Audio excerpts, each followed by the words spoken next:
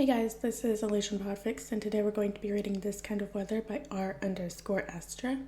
The summary is, Jason's at school when his mom dies, and that's the only reason any of it happens. If he'd been home, if he'd been with her, he would have been in the wind before anyone else even knew.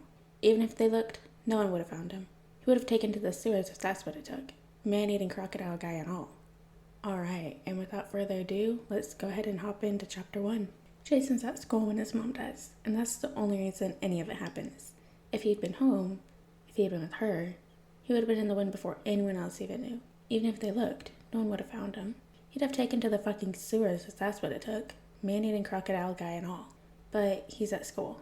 So it's Eliza from next door who finds the body, and she calls the police, who calls social services, who called the school administration, who called Jason into the principal's office to talk to a social worker. A fucking social worker. She says something about condolences and options and shit, but Jason isn't listening. It's not even out of spite, really. He just can't seem to process what she's saying. So instead, he sits in his chair and stares at the wall behind her, swallowing convulsively every couple of minutes, his hands tucked deep into his pockets of his red hoodie and shaking. It's dumb as fuck. He knew this was coming. He's known for years. Ever since his snot-nosed 9-year-old self had called an ambulance for the first time she'd overdosed and couldn't stop crying for days. Fuck, she'd OD'd 3 times this year. He'd seen this coming, but, well, it's one thing to know your mom is going to die, and a whole other thing to suddenly live in a world she ain't in. Either way, he needs to get a fucking grip. Your father, the social worker says, and it sounds like she is looking for a response. So Jason swallows and shifts his gaze to her. Dead, he says, slouching further into his seat. The social worker's face tightens with something that might be concern or displeasure, but it's probably fucking pity. You mean Willis Todd? Yeah, Jason says slowly.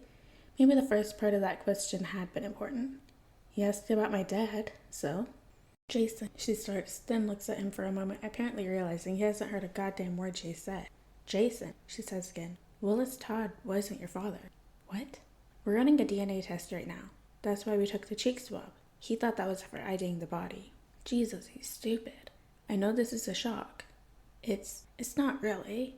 He'd never thought about it before, but it's not that surprising. He knew his parents weren't married or anything until after he was born, and he never really looked that much like Willis anyway. It's not surprising that his mom would have lied to get the bastard to stick around and help. But Willis had been dead for years. Why did she never tell Jason? Take care of you until the results. I don't care who he is, Jason cuts her off. I want to be emancipated. Jason, the social worker says carefully, you should really consider. Fathers are overrated, Jason says. I was better off without Willis, and I'll be better off without whoever the new bastard is. I'm 16. I want to be emancipated. Seriously, who did she think this guy is going to be? Jason knew what kind of men his mom dated. Assholes. Every goddamn one. Willis included. I understand, Jason. I really do. But I can't in good conscience recommend that path for you. Even if you could get a judge to approve it, how would you keep up with rent and school? She pauses, hesitant, then adds, your mom would have wanted. Jason stands abruptly. I need a fucking smoke. The social worker looks up at him, frowning. Jason swallows, running hand through his hair. He makes his face go soft in the way he knows makes him look like a fucking 12-year-old. Eyes wide and just a little teary. I just need some air. Please. He blinks a couple of times for effect, lets his lip waver like he's about to start crying. I'll just be a minute. He can see the moment her resolve crumbles. Take your time, she says quietly. And he drops off the fucking map. The apartment's a no-go, so he finds an abandoned building to hole up in for a while, just a couple blocks down from the last apartment they'd gotten kicked out of after Willis got himself locked up. It's condemned, probably, but the installation seems alright, and the junkies squatting on the lower floors that should generate some heat. Jason claims an old office on the top floor, high enough for the number of stairs to be a deterrent. Back propped up in the corner, he pulls out a pack of cigarettes with shaking hands. What the fuck is he supposed to do now? There's some shit in the apartment he needs to get, before the super empties it out. Clothes, the few books he's accumulated over the years, pictures, so many he'd managed to hide from his mom. He can't afford a funeral. They'd never had one for Willis either. He didn't give a fuck then, but he does now. If things were different, he'd like to give her a funeral. He'd like to not leave her ashes to just sit unclaimed in a morgue somewhere. There's a painful burning behind his eyes, but he knows if he starts crying now, he'll never fucking stop. so he lights a cigarette up instead, letting the familiar emotion and the warmth of the smoke in his lungs settle his mind a bit. What even is a funeral anyway? It's just a way of remembering, of honoring. He can do that on his own, can't he? Yeah. He grinds out the butt of the first cigarette and lights the second one. Closing his eyes, he takes a long drag and tries to think of his mom without the opioid haze in her eyes, remembering the way she laughed when he was little, how they would dance together in the kitchen when Willis wasn't home, the shape of her smile. When he finishes the cigarette, he packs all of the memories up tight in a box and pushes it to the back of his mind. He opens his eyes. It's time to get to work. It's late enough by the time he gets to the apartment that he figures the social worker have already gotten up and gone home for the night. To be safe, though, he goes up the fire escape instead of the stairwell, clambering in through the kitchen window. The smell of vomit hits him like a truck. Numbly, he follows the scent into the living room. A used needle is on the floor by the couch. But that's not where she died. No, she died in his bed. A low keening moan escapes Jason's throat, more animal than human. She died in his fucking bed. Old, drying vomit is pulled down the worn-out mattress tucked in the corner, staining his sheets crusted over his old green blanket. She must have crawled into Jason's bed like she always did, when she knew that she'd had too much. If he had been there, he would have woken up and called the paramedics, just like he always did. Except he wasn't there. He was at fucking school. He should have dropped out as soon as he turned 16. He should have asked Eliza to stay with her, or, fuck. He exhales, voice cracking. He presses the heel of his palm against his eyes, feeling that awful burning again. He wasn't there. She needed him, and he wasn't there. Fuck. He spits, then tears his hands away from his face. He doesn't have time for this. Averting his eyes from the mess in the corner, he starts grabbing what he came here for. His books, family photos wedged carefully between the pages, some extra clothes. He takes his mom's blanket from the bedroom, pretending like that was always the plan, then pries off the light switch cover in the bathroom to pull out a wad of bills he'd been saving. The money he splits between his jacket, pants, and shoes. The rest get shoved into an old school backpack. Ratty, but still sound. He takes a minute to look for anything else important, but everything of value was either lost or pawned a long time ago. He holds his breath as he walks through the living room to the door, refusing to look at his bed. There's just one last thing to do. Out in the hall, he knocks on the door across the hall. Jason? Hey, E, Jason says, standing awkwardly in the doorway. Oh, Jay, Eliza breathes. I'm so sorry. Her arms fold around him, and he returns the hug automatically. A side effect of living side by side the woman for years, of coming over to watch TV at her apartment when his mom was passed out on the couch, of using her phone to call ambulance after ambulance. I'm okay, he says. I'm okay. She pulls back, holding him by the shoulders and giving him a critical look. He tries for a smile. It's weak, and maybe a little watery. Eliza just shakes her head. If I could, she says after a minute, I'd ask you to stay with... It's all right, E, Jason says gently. I know. That's not why I'm here. He hefts the bag up. Just picking some things up and saying goodbye. All right, she says, voice quiet. But you be careful now, Jason Todd, you hear me? Whatever trouble you've gotten yourself. Whoa, E, I haven't. The bat was here, looking for you, Eliza said. Not even an hour ago. What? I swear to God, E, Jason says. I haven't done anything. I ditched a social worker, that's it. Well, it doesn't matter much, does it? She says quietly. What you did or didn't do? The bat's asking for you by name. He's got your picture. Fuck. I'll be careful, Jason promises. Good, she says, sounding tired. Good boy. Now come in. You can use my fire escape so no one sees you leave. Jason lets her herd him to the window and out the fire escape. Thank you, E, he says, low and solemn. For everything. What's mine is yours, mijo. Always. Throat tight, Jason nods once, and then starts his descent. Neither he nor Eliza notice the dark cowled silhouette watching from the next roof over. Jason wakes sometime after noon, already hungry. He hasn't eaten since lunch the day before, which isn't out of the ordinary, but now he can't rely on the school-provided breakfasts and lunches to get by. Can he afford dinner tonight? He's not sure. The knowledge that this isn't the weekend, that Monday morning won't bring an end to the hunger pangs, made his chest tighten with an old, born deep panic. He reads for a while to keep his mind off of it, but eventually he can't take it anymore. Still curled up on the floor, head pillowed by his backpack full of books, he counts out the money in his head, tries to figure out how fucked he is. Pretty fucked, that's the answer. He needs a job, but that's not as easy as it sounds. Jason didn't exactly fit that employable image. When he was a couple years younger and half a foot shorter, his crooked nose and scar over his eyebrow made him look sympathetic. Now they just made him look like trouble. The jobs he's had in the last couple years at the diner has been a godsend, but there's no way he can go back there now. As kind as they've been to him, the owners can't risk legal trouble by letting him work off the books, not with social services sniffing around.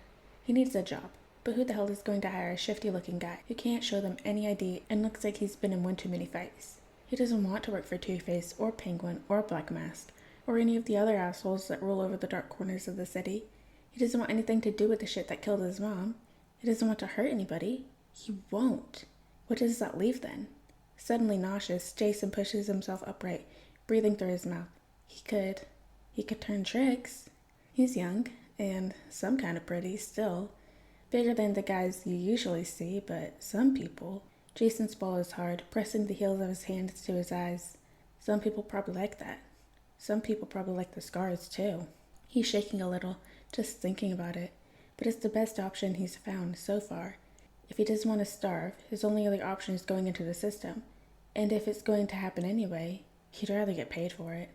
It'll just be for a little while anyway, just until he turns 18, and can get some kind of legit. 3 knocks sound on the door, yanking Jason out of his thoughts. They're even. Deliberate. Not a junkie. Trouble, most likely. Jason eases himself to his feet, slinging his bag over his shoulders.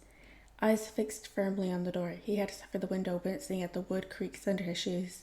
There isn't a fire escape on the building, but there is one across the alley.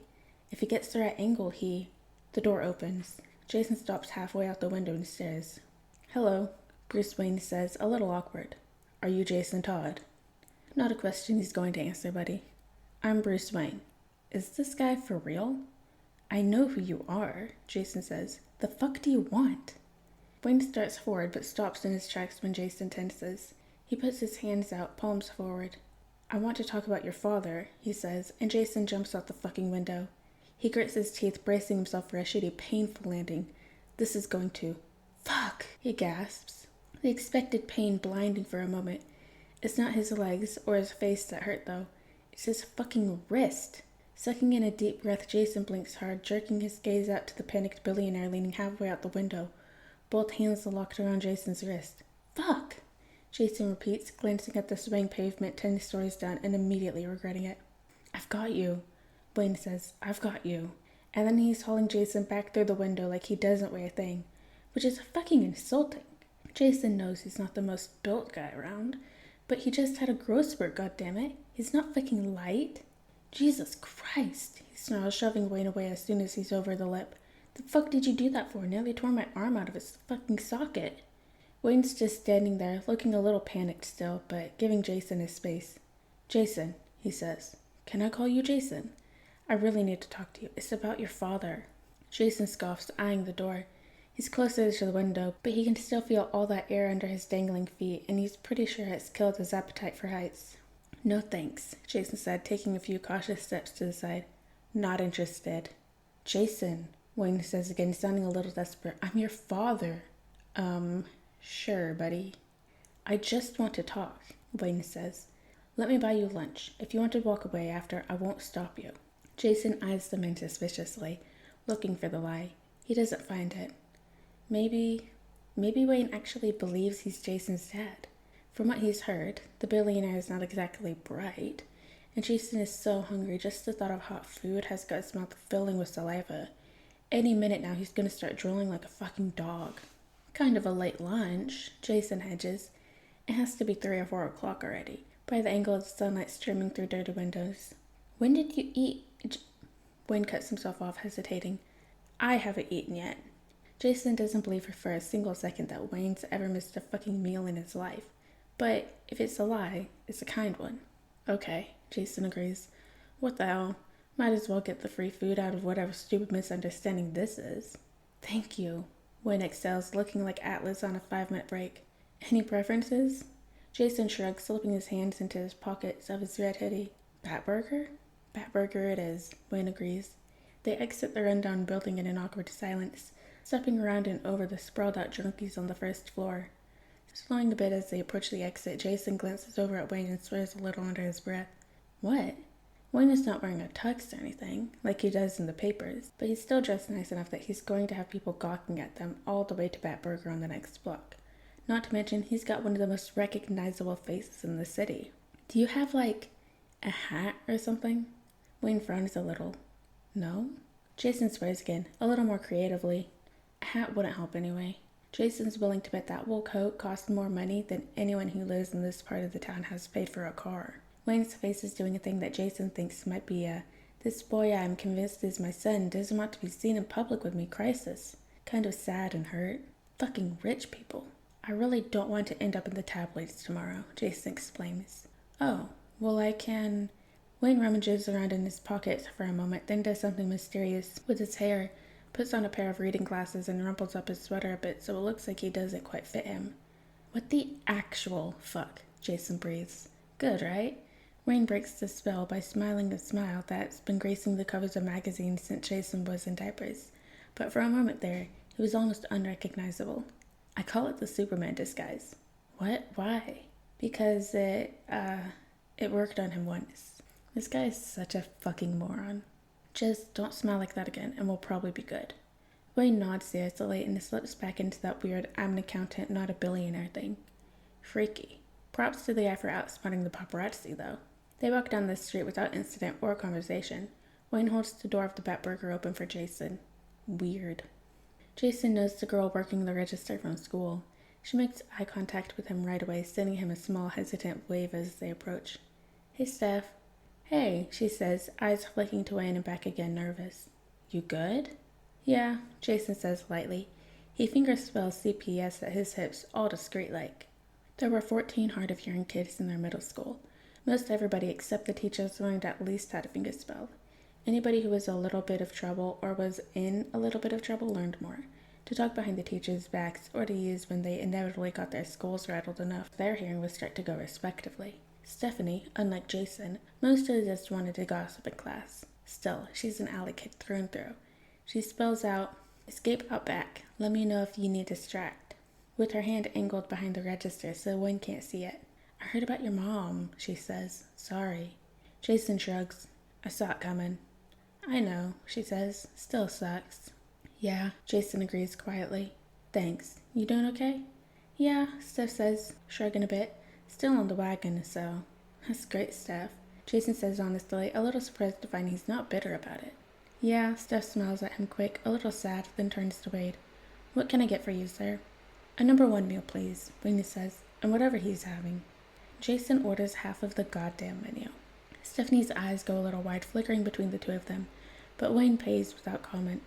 The two of them set their drinks down at a table in the corner, a Coke for Jason and an unsweetened iced tea for Wayne, who must be some kind of freak of nature to drink that shit.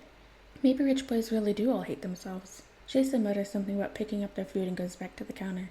"Hey," Steph says, watching over her shoulder. "You following me?" "Nope," she says, "staying put." "Thank Christ." "How the fuck did CPS find you?" Steph says. "I thought you were in the clear after you ditched the lady at school."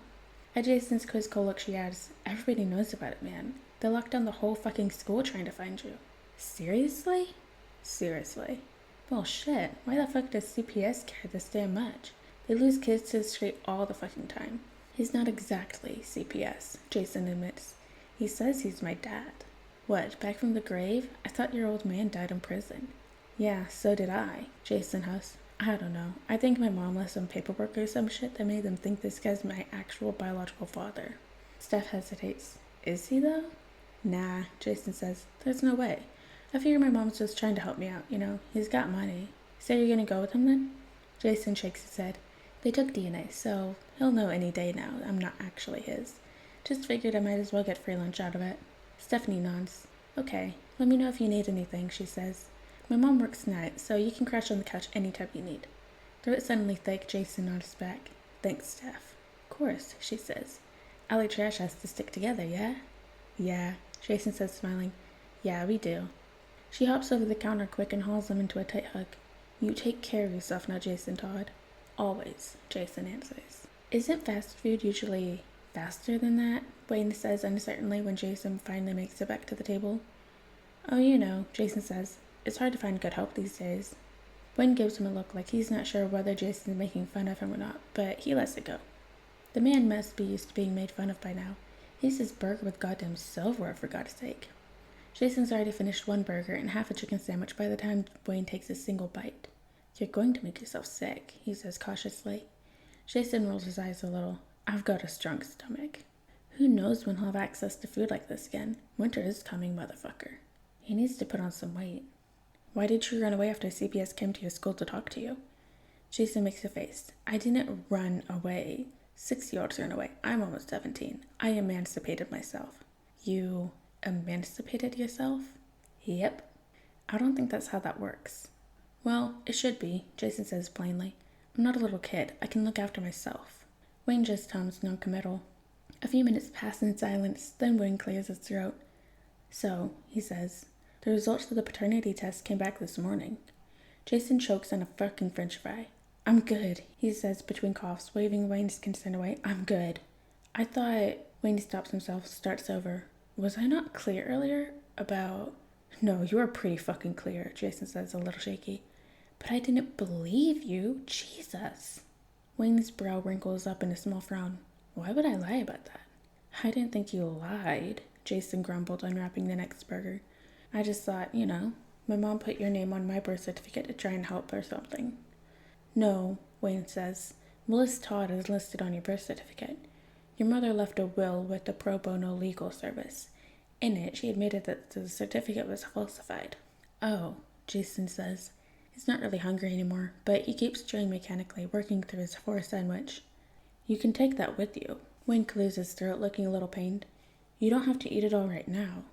Jason takes another bite, not breaking eye contact in the way that usually makes problems like this disappear. Wayne doesn't seem intimidated at all, though. Maybe he's just too dumb to understand the threat. Or maybe all his teachers over the years are right about alley cats being fucking animals, and that sort of dominance behavior doesn't work on anyone else. Whatever. He's on his last burger on the table. The other 2 slipped in his bag when Wayne wasn't looking. What do you want anyway? Jason says after a minute. Wayne looks a little thrown by the question. What do I want? Yeah, Jason says. What do you want from me so bad to track me down from a fucking opium den for? You need a kidney? Bone marrow? No, Wayne says, then again more firmly. No, Jason, I don't want anything from you. I just want you to be safe and happy. Huh, Jason says unintentionally, swallowing the last bits of burger. He takes a couple sips of his Coke, thinking. I can see that might be hard to believe, Wayne says eventually.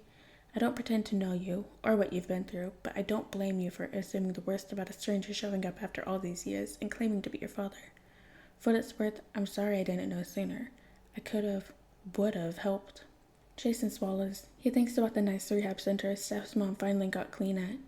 If his mom had gone to a center like that, could she have gotten better? Maybe. Maybe not. If you're alright with it, I'd like to help you now, Wayne adds, voice carefully steady. Jason sinks in his chair, staring at his boots under the table. What kind of help are we talking? He asks finally. Well, I'd like you to move in with me. What, into your fucking mansion? Yes, Wayne says, into my fucking mansion. That startles Jason enough that his gaze flies back up to Wayne. His mouth is curled a little in a secret sort of smile. Jason huffs a short, disbelieving laugh. All right, he says. What else? Whatever you need, Wayne says. Whatever you want, within reason. What does that even fucking mean, to a guy with a private jet? You've got other kids, yeah? I've seen them in the papers. 2 sons, Wayne confirms. Richard and Timothy. They're adopted, right? Yes, that's right. Dick when he was 11, and Tim when he was 13. Jason grunts, worrying at his lip. Okay. Wayne blinks. Okay, Jason confirms. I'll live with you. It's better than the alternative, and it's not like some rich boy with soft hands is going to be able to stop him from disappearing if he needs to. Okay, Wayne repeats, still a little off kilter. Jason stands up, slinging his backpack on. Ready? Yes, Wayne says hurriedly, standing up. Of course, if you want, we can go now. Great, Jason says. Let's go. He heads for the counter first, Wayne trailing behind him like a little kid. So, funny story, he tells Steph. He actually is my fucking dad. Holy shit, she says, glancing over at his shoulder at the man. You're cool going with him then? Yeah, I guess, he says. I'm doing it anyway. Well, good luck, man, Steph says. Call me tomorrow so I know he didn't murder you or whatever, yeah? Behind Jason, Wayne makes a startled, horrified sound. Will do, Jason says, grinning at her before heading for the door. See you, Steph. You'd better, she calls after him as they step outside. I'm not going to murder you, Wayne says, sounding scandalized. Yeah, whatever, old man, Jason says, lighting up a cigarette as they walk. You never can be too careful. Wayne doesn't say anything to that, so either he disagrees or he's being pissy. Jason doesn't really care. He's riding the high of his stomach being fuller than it's been in months. Full enough that it's probably a little uncomfortable if he's being honest. Wayne probably had a point about making himself sick, but the psychological comfort is worth a little bit of nausea, so he doesn't really care. Where'd you park? He asks. Just around the corner. Wayne gestures to the corner in question. Jason frowns. What did you drive? I took the Beamer. I took the Beamer, Jason repeats, with an exaggerated version of Wayne's snobby Bristol accent in his head. Jesus Christ. And you straight parked it? Wayne does that frown again where his mouth doesn't move but his forehead wrinkles up. Yes? Jesus Christ. Sure enough, when they round the corner, Wayne's fancy-ass car is sitting there without any wheels. Wayne just stares at with a picture-perfect surprised Pikachu face. Jason laughs out loud. Wayne gives him a put-upon sort of look, like he's being unkind or something. He probably is, but it's funny. What were you expecting, parking a car like that on the street? Jason manages, wiping tears from his eyes. I mean, come on. Wayne looks like a half-drowned puppy, all pitiful and sad. Alfred is going to kill me. Jason doesn't know who the fuck Alfred is, but he takes pity on Wayne for the impending doom he's got coming, going by the look on his face. He glances around for the nearest alleyway. The car hasn't been unattended for very long. How much cash do you have on you? Jason asks. More than a couple hundred? Wayne glances around discreetly. Yes. Huh. Maybe he's not quite as stupid as he looks. Okay, come on then. Jason says, let's get your tires back. What? Wayne asks, but follows Jason across the street. They duck into the alleyway and Jason immediately has to dodge a swinging tire iron. Hey, Rocco, easy, man, Jason says. Fuck you, Jay, you scared the shit out of me, the kid says all huffy. Jason ruffles his dirty hair, swelling back a helpless kind of fury when the kid leans into the touch like a fucking cat. You been eating your Wheaties or something, kid? Jason asks, pressing a hand against his ribs where the iron clipped him, like it hurts worse than it does. That's a hell of a swing. Rocco just shoves him, scoffing. Shut up, what do you want? Well, Jason drawls. By the looks of the car across the street, you've got a few fresh tires, yeah? I'm wondering if you want to sell them to my friend here. Jason steps aside and jerks his thumb at Wayne. Rocco hits him with the tire iron again. Ow, Jesus, kid, what the fuck? Jason whines, holding his ribs for real. He's not gonna rat you out. Jay, you asshole, Rocco swears. That's Bruce Wayne. I'm gonna go to fucking prison. No one is going to prison, Jason says. I fucking promise you, Rocco. Mr. Wayne here just happened to lose his tires and is in the market for some new ones. Tell him, Wayne. I hear you have some to spare, Wayne says obediently. I'm willing to buy them off of you. Rocco glances at Jason for reassurance. Jason nods. What's Tommy paying you little shits these days anyway? 50 a pop, Rocco claims. Maybe if they're nice ones. Please. Unless he got a visit from Ghost a Christmas fucking present last year, there's no way he's giving you more than 50 for his set. Well then I guess he's fucking haunted, cause that's what we're getting for them. Come on, kid. Let's be reasonable. How about 100 for all four? That's more than fair. What do you say? 600, Rocco demands. Jason laughs again. Kid, that's... Here you go, Wayne says, reaching around Jason to hand Rocco a wad of bills. Rocco looks up at Jason with wide eyes. Jason huffs. Well, come on, kid. Don't back down now. The kid snatches the money out of Wayne's hand, counting out the full 600 before he starts to shove it in his pocket. Nah, little man, not your pocket. You wearing your socks? Put it in your socks. Rocco scrambles to obey, hopping a bit on one foot until it's all stowed. They're behind the dumpster, Rocco says a little breathless. Thanks, Jay, I owe you one. And then he's gone. I could have worked him down a little, Jason crumples. Wayne just shrugs a little. He seemed like he needs the money. Yeah, he probably does. Jason exhales audibly, shaking his head, then starts rolling the wheels out from behind the dumpster. All four of them are there, still shiny and everything. Wayne moves to help, but Jason waves him off. It'd be a shame to wreck those expensive jeans. You got a tire iron? Jason asks. I was gonna use Rocco's, but he ran off with it. I'll get it, Wayne says and heads for the car. If you've got a jack, get that out too, Jason calls after him. No jack, Wayne says when Jason walks up to the car, rolling all four tires alongside him like a fucking pro. Sorry. It's alright, Jason says, pushing his sleeves on the hoodie. Hold my bag for me. How old is he? Wayne asks after a moment while Jason starts putting his first wheel back on. The boy. Rocco? 10, I think. Maybe 11. Is he? 10 is very young. Jason shrugs. He finishes the last lug nut and shimmies awkwardly under the car to remove the broken chunks of brick and asphalt Rocco had the corner propped up with. Some things are easier when you're small. Wayne doesn't say anything else until Jason's halfway done with the next tire. How did you know he'd be there? Jason stops what he's doing for a minute and looks up at him, searching his face for disgust or pity. He doesn't find it. You gonna be weird about this? Jason asks, turning back to the wheel. No. Jason keeps his eyes focused on the job. Mom got sick when I was 12. Willis was already dead by then and she ended up in the hospital, so... You sold wheels to this Tommy fellow. Jason shrugs. Not much else you can do when you're that little. No one that isn't looking to whore you out or sell you will hire you, unless you want to move product, and like half those kids get shot eventually. Stealing tires is the safest. Wayne is quiet for a long moment before Jason can convince himself to look up at him. He says real quiet, I'm sorry you ended up in that position. Uncomfortably, Jason shrugs again. It was fine. My mom came back after a couple months. Tommy paid well enough that I didn't starve. It was a mild winter anyway. This time he does look up. Wayne's got his eyes closed, a pained sort of expression on his face. Something like grief, maybe. It's a strange look, mixed with his rich person clothes, and Jason's ratty old backpack hanging from one hand. Anyway, Jason says, curling under the car again, it wasn't so bad. Tommy's decent, never hit me or anything. Always paid when he could have taken the tires, you know. Not like I could have stopped him. Not stealing from homeless children, Wayne says, is a very low bar for decency. Jason huffs a laugh, moving on the third wheel. Yeah, I guess that is. How much did he pay you? Depends. Usually 15 or so for each. Sometimes more, sometimes less. Why, you looking for a new career, Wayne?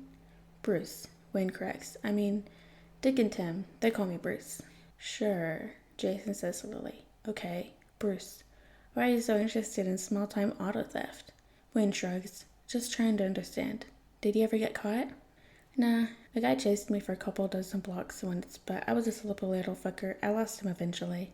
Wasn't that frightening? A grown man chasing you at that age? Well, yeah, I guess, but everything's scary as shit when you're that age, ain't it?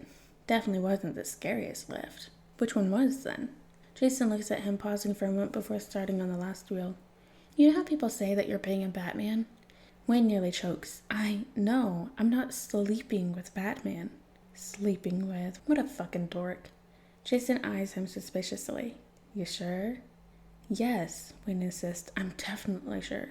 Not fucking, not dating, not involved at all? That's right. Not his sugar daddy? Definitely not. Alright. Jason crouches down and starts on the last wheel. The scariest lift was when I stole the tires off the Batmobile. Wayne actually does choke this time. I thought you said, not dating Batman, Wayne insists. I just swallowed a bug. Swallowed a bug, Jason repeats skeptically. Wayne's earnest expression doesn't break. Yes, I swallowed a bug. Please continue. Jason huffs, turning back to the wheel. Yeah, well, it was night, obviously. I was out of cash, getting kind of desperate, and all of a sudden, I see the Batmobile there, just sitting there, unattended. My tiny little heart starts pounding real hard, you know, 'cause it's a terrible idea, really. But it's right there, and I hadn't eaten in a few days, so I did it. Took all 4 of them as fast as I could. Boom, boom, boom. Sweating the whole time and jumping at shadows, and then I got the hell out of Dodge. It took me all fucking night to get them to Tommy's, 'cause I was, like, tiny. Those things are fucking enormous. Have you seen them? They were almost as big as me. You got them to Tommy, though? Yeah, I got him there, Jason says as he shimmers under the car for the last time. Before sunrise, too. Only to find out Tommy wouldn't touch them with a 10-foot pole. No one would. What? Why? Aren't they valuable? Sure they were, but nobody wants to bat eyes on them. They must have all been terrified of waking up in Blackgate with a half-dozen broken bones. There's that awful beat of silence when Wayne says, What did you do with them, then? Jason crawls out from under the car, wiping his hands off on his jeans. Painted on some white walls and told some jackass who didn't know any better they were racing tires. Only got $30 a piece. 30 a piece? For the Batmobile tires? Wayne says disbelievingly. Jason shrugs. It was better than nothing. Kept me fed for a couple weeks, and it's a good story. He runs a hand through his hair, a little self-conscious all of a sudden. Never told anyone before, though. Wayne looks at him for a moment, expression unreadable. Never? He asks. Jason shakes his head. Figured they wouldn't believe me. I don't like being called a liar. I believe you. Dropping the tire iron back into the trunk, Jason laughs a little. Yeah, but that's just because he told you when it happened, right? Came to your window one night, asked for a couple grand or whatever to replace them. I bet he asked real nice. Wayne turns bright red. Jason laughs loud and bright. Please let this go. Wayne practically begs. Yeah, Jason gives in easily. You ready to go? They drive out of the city in silence. Jason messing with the radio for a while before leaving it on some shitty top 50 station and turning it down low enough to mostly ignore it. How'd you meet my mom, anyway? Wayne's eyes cut over to Jason, quick and awkward, then back to the road. Jason immediately regrets asking. The silence in the car was comfortable before. Not anymore. Jesus, he's a fucking idiot. How did he think they met? Private boarding school? A fucking gala at Wayne Manor? Wayne's grip on the steering wheel shifts uncomfortably. He opens his mouth once, then closes it. A second time. Never mind. Jason cuts him off. It's fine. I'm not a little kid. He's got the fucking brains of one, though. How fucking pathetic. A few minutes of something like bonding when I believe you, and he's off in La La Land playing happy fucking family. Jesus Christ. His mom only ever knew 3 kinds of men. Deadbeats, dealers, and Johns. And Wayne sure as hell isn't a deadbeat or a dealer. He knows that. Jason, Wayne says, we should... Nope, Jason says, I don't need to talk about it. I'm not stupid, okay? I'm not that naive. I think there's been a misunderstanding. It's fine, Jason snaps, folding his arms over his chest. I already know. Jesus, it's not a big deal. What exactly do you know? Jesus Christ. She used to bring Johns back to our fucking apartment, Jason says. I'm not stupid. Silence rings for long enough that Jason, eyes flickering between Wayne's tight grip on the steering wheel and his face, starts to wonder if he's stupid after all. Let's start over, Wayne says finally. I didn't pay your mother to sleep with me. Jason huffs. Sure. So what, you hooked up at Oliver Queen's Christmas party? I didn't sleep with your mom, Jason. Fuck you, I'm not 5. I know how babies are made, asshole. I didn't. I never met Catherine Todd. So far as I know, we were never even in the same building. Jason has to take a minute to process that. He swallows, mouth suddenly dry. He's so fucking stupid. He's fucking... Jesus Christ, he's fucking pathetic. Thinking he was Bruce fucking Wayne's son for even a single goddamn second. Even if Willis wasn't his father, it would have been someone else just like him. He knows that. Stop the car, he says, voice low. Wayne doesn't stop the car. Fuck. He's a fucking idiot. He should have run. He should have let Steph help him escape out of the back of the Batburger. Instead, he put the wheels back on the car being used to fucking abduct him. No one will notice he's missing. Not after running from the social workers. No one knows who he's with. Except for Rocco, and how hard would it be for a man like Bruce Wayne to make a kid like Rocco disappear? And Steph, fuck, she'll make a fuss about it, won't she? Tomorrow when he doesn't call, she'll start poking around. What will he do to shut her up? Jesus Christ, he's gonna throw up. He's got to get out of this fucking car. His fingers grip his backpack tightly. They're going awfully fast to bail out, but he will if he has to. He's not getting Rocco or Steph killed. He's not getting himself killed. He's not getting used as some rich boy's fucking plaything either. No way. No fucking... Jason, I'm not... Whatever you're thinking, it's not what's going on, I promise you. God, if he's trying to convince him everything is okay, get him compliant and shit, that means his rich person's secret dungeon is probably the sex kind and not the murder kind, doesn't it? So what then? Jason says loudly, covering the sound of his seatbelt and buckling. This was all just a joke? Jason, did somebody forget to tell you it was National Fuck with the Alley Trash Day? Is that it? Don't say that. What? Jason scoffs. Fuck? Don't tell me what to fucking do. No, Wayne says, glancing over at him for less than a second before looking back at the road. You're not trash. Don't talk about yourself like that. Jason stares at him in disbelief. Why the fuck do you care? Jason, you've been lying to me all fucking day. Why the fuck should I listen to a word out of your mouth? Jason, you're fucking abducting me. You don't get to. Catherine wasn't your mother, Wayne yells. Silence. Jason, stop the car, Jason says. Wayne looks over at him, expression tight. He doesn't stop the car. Stop the car. Jason repeats, a little desperate. Wayne, stop the fucking car. He doesn't stop the car. Fuck, this is going to hurt. Jason thinks, then yanks the door handle. Nothing happens. He pulls the handle again. The door doesn't open. Jason. Desperately, he yanks on it harder and harder, but it won't fucking open.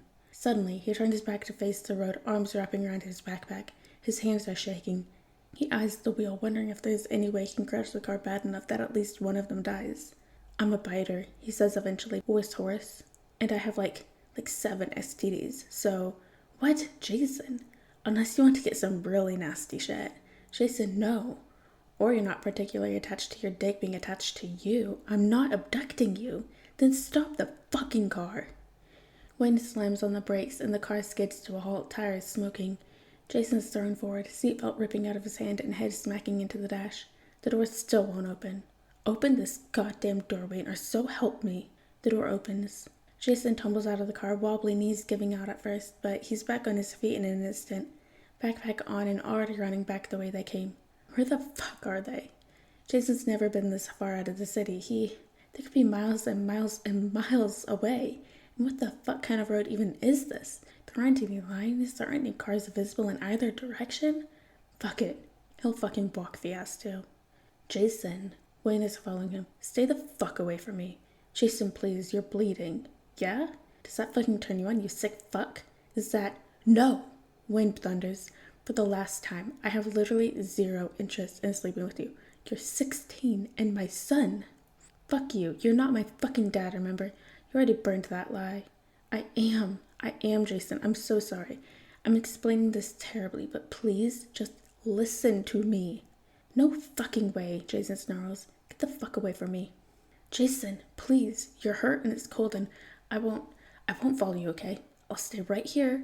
Please listen to me. What the fuck? Jason says, a little short of breath. Could you possibly have to say that could fix this? You'll hear me out? Jason closes his eyes. He's shivering already. It's too fucking cold out here. He'll freeze to death before he makes it back to Gotham. Fine, he snaps. Go. I never met your mom. Wayne starts. I met a woman on a trip overseas about 17 years ago. Her name was Sandra. We spent one night together and I never thought anything of it. But it turns out, well, he gestures at Jason. How the fuck does that even make sense? Jason snaps. I don't know. I just got a call from Child Protective Services yesterday that said there was a paternity claim, and this morning the results came back positive. I've had it verified by a lab I trust. All the results show that you and I share about 50% of our DNA. You don't share any significant amount with Catherine Todd. There's paperwork in the car. I can. No, Jason says. I want... What? What do you want, Jason? Whatever you want, I'll get it for you. He wants his mom back. He wants to wake up and realize this is all just a stupid fucking nightmare. But even Bruce fucking Wayne can't give him that. I want to talk to the social worker, he says instead. Which is a sentence he never would have guessed he'd say. The one that came to the school. Colleen? Wayne asks. I don't fucking know, Jason yells. Can you... Yes, I'll take care of it. Give me 1 second. Jason presses a hand against his breastbone. He can't quite catch his breath. His whole body's shaking. I've got her on the phone, Jay, Wayne calls out, voice careful and low. Can I... Put it on the ground, Jason manages, halfway, go back to the car. Okay, Wayne says, okay, here you go. He'll be on in just a second, Colleen. Thank you so much. Okay. Once Wayne's back at the car, Jason walks over and picks up the phone. Along with some gauze, Wayne sat down next to it, then retreats back to his original spot out of earshot as long as he doesn't yell. Hi, he manages, voice tight. Jason, the one from school, Colleen apparently, exhales, sounding genuinely relieved. Are you okay? Not, Jason says, not really. Okay, Jason, it's alright. Listen to my voice, okay? Okay? Can you take a deep breath for me? Jason gulps down some air. Good. Again, but slower this time, okay? With me. In and out. Jason breathes, following Colleen's voice for a couple of cycles. Feeling a little better? Yeah, Jason rasps. Yes, thank you. It's no trouble, Colleen assures him. I'm just glad to hear from you. We've been looking everywhere. Oh, he says softly. Yeah, sorry. It's alright, I understand. Are you doing okay now? Breathing better. Good. Are you okay though? Are you safe? The strangled sound Jason makes can't really be called a laugh. I have no fucking clue. Do you feel safe with Mr. Wayne, Jason? I don't know, Jason says quietly. 10 minutes ago I was trying to decide if he keeps fuzzy handcuffs or a fucking bonus on his basement. And now? Jason closes his eyes. Is he really my dad? Mr. Wayne is your biological father, yes. Multiple tests have confirmed it. He said, Jason wets his lips. He said my mom wasn't my mom. On the other end of the line, he can hear Colleen take a deep breath. Catherine Todd was your mom in every way that counts, Jason. But not... Jason can't finish the question. Not biologically, no. Jason sits down on the pavement. Jason? Yeah, he says blankly. I'm here. Do you think Mr. Wayne is going to hurt you, Jason? Jason doesn't answer. He doesn't know. Jason, Colleen says, if you don't feel safe, I can pick you up right now, okay? And take me where? Jason says, a little surprised at the bitter defeat in his voice. A fucking group home? The line is silent for a long moment. Then Colleen says, I'm sorry I don't have a better option for you, Jason. I really am. I'm not going to one of those again. I won't, he swears. I won't. I know, Colleen says. I read your file. I'm sorry that happened to you, Jason. Yeah, well, he deserved it, didn't he? Should have kept his head down. You could stay here in the office for the night, Colleen offers. I can look for fostering options tomorrow. No one's going to foster me. I know that. You don't have to pretend. A moment of quiet again. I'm sorry, Jason. He exhales shakily. You think I should stay with him, don't you? Colleen sighs. You know, she starts after a moment. I grew up in the alley too. Just a couple blocks down from your apartment. Yeah? Yeah. It's a hard place to live. A hard place to grow up. And an even harder place to grow up when you're doing it alone, yeah? You learn to get by, but it's hard. It wears you down. Willis, well, I've seen your hospital records. And your mama? She loved you so much, Jason. But she couldn't even take care of herself anymore. You've been on your own for a long time now, haven't you? Jason nods, even though he can't see him. His fist is pressed tight against his lips. Yeah, in the letter she left, she talked about you. She asked us to make sure you were okay. To make sure you stayed in school, graduated. She wanted that for you so bad. Jason's crying now, tears running down his face. I've looked at your school records, Jason. You're a smart kid. Your mama, she said you always wanted to go to college. That you studied all summer at the library after she was in the hospital so you don't have to repeat 6th grade. Crying has turned to big, ugly, heaving sobs. I know this is hard for you, Colleen says gently. I know this is probably one of the worst days of your life so far. But you living with Mr. Wayne, it could open a lot of doors for you. You can graduate. You can go to college like you wanted. Like your mama wanted. What's gonna happen if you go back on the streets? You're a survivor, Jason. I know you can make it. But what would it take? What would you have to do? I'd have to drop out of school, Jason manages, lungs still racked with sobs. I don't want to drop out. I know, Jason. I don't want to hurt people. I don't want to turn tricks or run product or, his voice breaks. I'm just tired. I'm so tired. I know. It's okay. It's okay, Jason. That's not going to happen, okay? Even if it doesn't work out with Mr. Wayne, we'll figure something else out, okay? You and me. Okay, Jason says, sucking in a deep breath. Okay. All right. Do you feel safe enough to stay with Mr. Wayne for the night? Yeah, he says. Yeah, I think he's probably all right. He gave Rocco more than he had to. He could have just called the cops. He could have beaten him up and taken the tires back by force, but he didn't. Okay, I don't know who Rocco is, but as long as you feel all right with it. I'm good, Jason says, half to himself. I'm good. Okay, do you have something to write with? I'm going to give you my number. No, I don't have anything. Okay, can you ask Mr. Wayne for a pen? Are you comfortable doing that? Yeah, he says, I can do that. Hold on. He stands up, walks 100 feet or so to the car. Wayne is sitting on the pavement, back against the left rear tire, head in his hands. Hi, Jason says from a solid 15 feet away, and Wayne jerks his head up to look at him in surprise. Do you have a pen? Yes, of course, let me... Wayne lurches to his feet and pats down his pockets, then starts digging around in the car until he finds one. Here, he says awkwardly, holding it out towards Jason. Thanks, Jason mutters, crossing the minimum distance required to grab it before retreating back to his previous spot. Okay, he says, I've got a pen. Good, Colleen says, and gives him the number. Jason writes it down on his arm. If anything happens, you call that number, okay? I'll come and get you right away. Okay, Jason says. His voice sounds small to his own ears. All right, Colleen says. Is there anything else I can do to help? Jason's quiet for a moment. Then he says,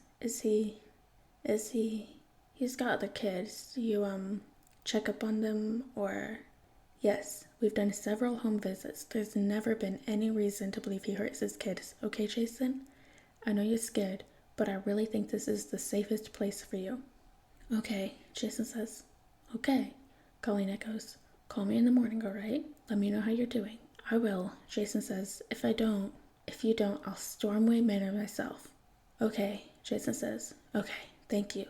Alright, goodbye, Jason. Wait, Jason says. What is it?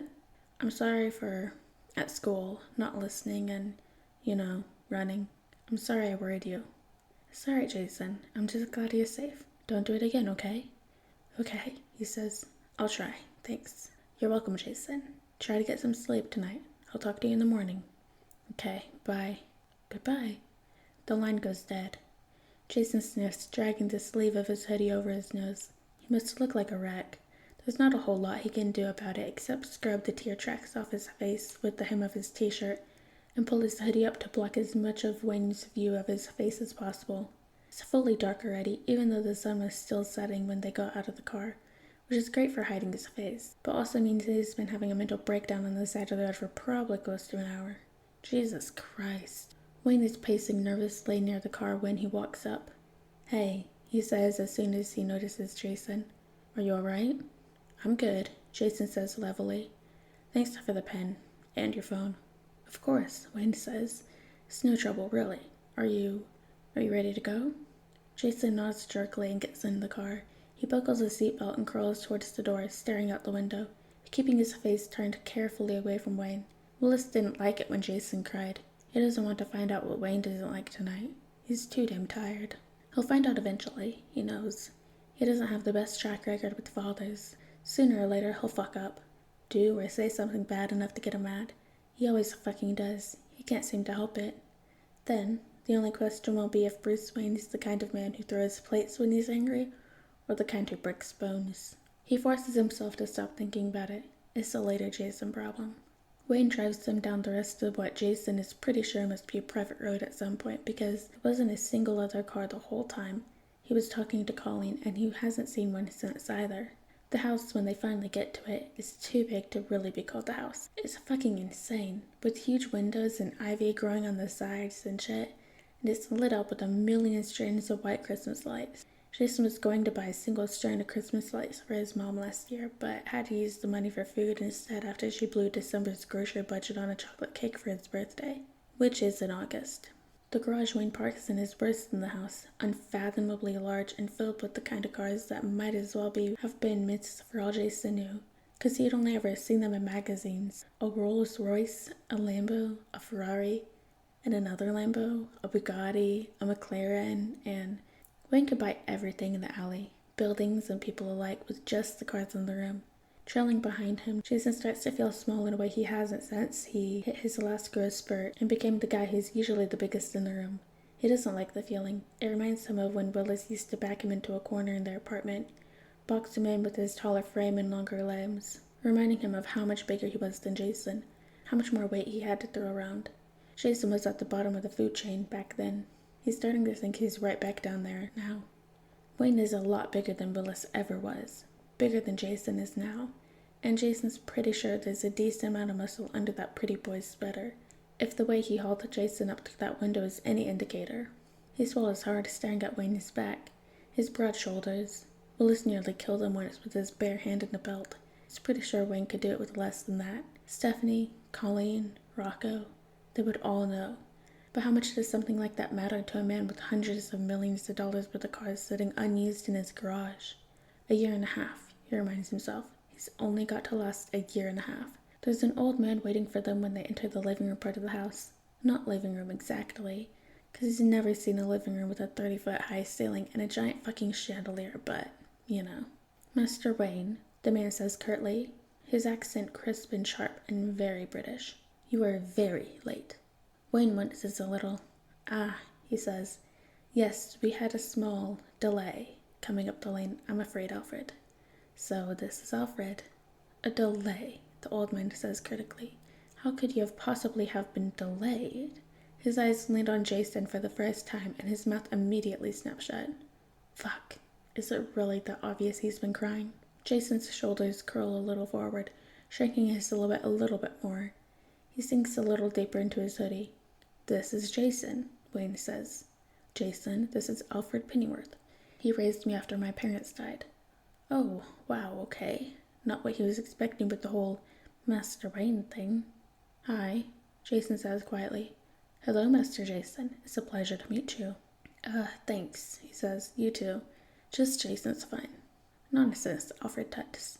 "May I say, my boy, that you are the spitting image of your father at that age." Jason curls a little further in on himself. In his peripheral, he sees Wayne making a short sort of abort, do not proceed hand signals at the man. "All right," Alfred says, looking a little flustered. "Well, I've kept dinner warm, although Master Timothy has already eaten. How about you two freshen up before eating?" "Sounds perfect, Alfred. Thank you," Wayne says, sounding relieved. "Can you show Jason to his room? He gestures jerkily at the stairs and proceeds to practically sprint up them. Alfred just sighs. "Follow me, then, if you please," he says, starting up the stairs himself. Jason follows him up to the second floor and then down the hall, staying a half a step behind. "This is your room here," Alfred says, indicating one of the doors about midway down the hall. "There's an ensuite bathroom that I've taken the liberty of stocking with some basic supplies. I'm afraid we don't know your sizes, so we don't have any fresh clothes, but you look about the right size to borrow a few items from Master Bruce." "That's okay," Jason says. "I've got some stuff." Alfred's eyes land on the raggedy backpack, aghast for a moment before returning to his polite blandness. "Very good, sir." Please don't call me sir. I'm just Jason." The old man must find something in his expression that he didn't downstairs, because he nods once after a moment and agrees. "All right. Jason, please let me know what your preferred products are, and I'll have them delivered tomorrow." "Preferred products?" Jason asks, confused. "Hair, skincare, anything like that?" "Oh," Jason says. Lately, he's just been using a bottle of off-brand dish soap for all of that, since it's the cheapest. But he doesn't think he can look Alfred in the face and tell him that, so he just says, "Okay, thanks. I'm sure whatever is in there is fine, though." "All right," Alfred says. "Let me know if you change your mind, and we'll see about getting you some more clothes tomorrow." "Thanks. It is no trouble, Jason. I'll collect you for dinner in about half an hour." "Okay," Jason says. "Thank you." "Of course, lad," Alfred responds, a voice softer. He hesitates for a moment, then continues. "I hope Master Bruce has not been, he's not always the best communicator. Rest assured that from the moment he learned of your existence, his greatest concern has been your welfare. All of us are glad that you are now sheltered within the Manor's walls." Jason swallows. He doesn't know what to say to that. "Thanks. All right, I'll leave you be now. Dinner's in 30 minutes. And then the old man is gone. Jason opens the door and steps inside. There's a lock, but it's meaningless, considering Wayne definitely has the key, so he just leaves the door open. The room is not even like something out of a movie. He doesn't know what it looks like. He's never seen anything that looks like this before. There's a giant bed and a break corner desk with a fancy-looking laptop already sitting on it. There's a closet the size of a room and a bathroom 3 times the size of any he's seen before. It's overwhelming. Large windows fill most of the exterior wall. They make him feel watched, like he's in a giant fishbowl. There's no windows in the bathroom, so he goes in there and locks the door. He sits on the lip of the big clawfoot tub for a moment, hands in his head, just breathing, then he stands up. He should get in the shower now, if Alfred is going to be at his door in 30 minutes. Mechanically, he pulls fresh clothes out of his bag, unable to ignore how strongly they smell like cigarette smoke. He tells himself it doesn't fucking matter what his clothes smell like. They won't fucking notice. But it does, and they will. And he feels so small. He gets in the shower. There's a dozen or more bottles of things inside, half of which Jason doesn't even know what they're supposed to be for. He has to read the fucking instructions like a fucking child. Fuck that. He'd rather just use dish soap than have to feel like this every time he fucking showers. He wouldn't even have to buy it himself. He could ask Alfred for it. None of that off-brand shit. Of course, Alfred, he mutters under his breath. It's gotta be Palmolive. Gotta keep my schoolgirl complexion. He laughs for a minute, a touch of hysteria leaking in, then presses his forehead against the tile and wonders if he finally fucking lost it. Whatever. His hair feels weirdly slippery when he gets out, but maybe that's normal. He feels like he smells like the fucking perfume counter at the mall. Shaving with actual shaving cream, he has to admit, is fantastic. Maybe it's just the off-brand crap he was buying, but he could never get it to really lather up enough to shave well with. It did the job, but, well, he's never going to use it again if he can help it. The clothes he changes into are all wrinkled, and he smells like smoke even with all the scented soaps, but at least he's not covered in grease and dirt, and probably snot and tears too, with how hard he was crying. His eyes are still a little red-rimmed, and the left one is gone all bloodshot, but it doesn't matter. He doesn't look like he's been sobbing all day anymore, so it's fine. It's gotta be close to dinner time now, so he goes back out into the main room and stashes one of the leftover hamburgers in a little nook between the headboard and the nightstand. The other one he leaves in his bag, in case he needs to leave in a hurry. With nothing else to do, he sits on the edge of the bed. Fuck, he's exhausted. The smell of something in his hair or on his skin reminds him of some product his mom used to use when he was young and she was still healthy enough to work. The realization hits him like a fucking freight train.